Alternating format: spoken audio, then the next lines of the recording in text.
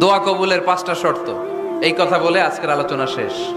এই যারা বলেন দোয়া কবুল হয় না, দেখেন নিজেদের সাথে মিলে কিনা। এই 5টা শর্ত যদি পাওয়া যায়, মুহূর্তেই আপনার দোয়া আরশে যে নক করবে। 1 নাম্বার শর্ত আকলুল হালাল, হালাল খাওয়া। কি খাওয়া? আমরা দুইটাই খাই, হালালও খাই হারামও খাই। বেশি খাই কোনটা? হ্যাঁ, কি খান? আমি কই নাই কিছু, আপনারাই কইছেন।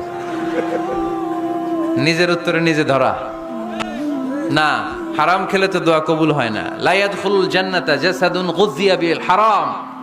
ওই দেহ কখনো জান্নাতে যায় না যে দেহ হারাম খেয়ে বর্ধিত হয়েছে। কেন দোয়া কবুল হয় না? মিলিয়ে নেন নিজের জীবনের সাথে, জাস্ট একটু মিলিয়ে নেন।